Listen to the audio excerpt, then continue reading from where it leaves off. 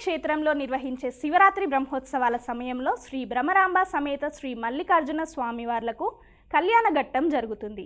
ఆ సమయంలో ప్రతి ఏడాది స్వామివారికి తలపాగా అలంకరించడం ఆనవాయితీ. ఈ నేపథ్యంలో దేవాంగపురానికి చెందిన 21 మంది భక్తులు శివమాలలు ధరించి నిష్ఠతో దీనిని తయారు చేస్తున్నారు.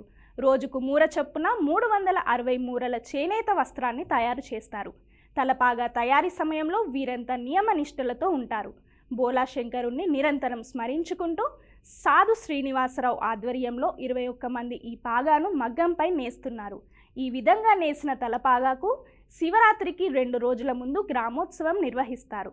అనంతరం దేవాంగపురిలోని పృథ్వీ వంశస్థులకు ఈ తలపాగాను అందజేస్తారు. పృథ్వీ వంశస్థులు ఈ తలపాగాను శ్రీశైలంలోని భ్రమరాంబ సమేత మల్లికార్జున స్వామివారి దేవస్థానానికి అందజేస్తారు. నా పేరు ఒలుకుల మోహన్ రావు, దేవల మనుబ్రహ్మ దేవాంగ సంక్షేమ సంఘం అధ్యక్షుల్ని. మహాశివరాత్రి పర్వదినం సందర్భంగా రేపు జరిగేటువంటి 15వ తారీఖు జరిగేటువంటి మహాశివరాత్రికి శ్రీశైల మల్లికార్జున స్వామికి తలపాగా చుట్టడం అనేది ప్రతి సంవత్సరం కూడా మనం జరుపుకునేటువంటి కార్యక్రమం.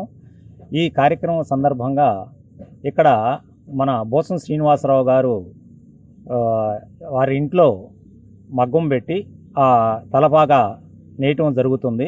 ఈ తలపాగా కార్యక్రమాన్ని ప్రతి ఒక్కరూ కూడా వచ్చి ఆ కార్యక్రమంలో తన వంతు భాగంగా కొంత భాగం నేసి ఆ స్వామివారికి కృపకు పాత్రులు అవుతున్నారు. ఇక్కడ తీసుకెళ్లేటువంటి తలపాగా మొత్తాన్ని కూడా శ్రీశైలంలో శిఖరానికి నవనందులకి కలిపి మొత్తం తలపాగా చుట్టి ఆ తర్వాత స్వామివారికి అమ్మవారికి కళ్యాణం నిర్వహించడం అనేది ప్రతి సంవత్సరం జరుగుతున్నటువంటి కార్యక్రమం.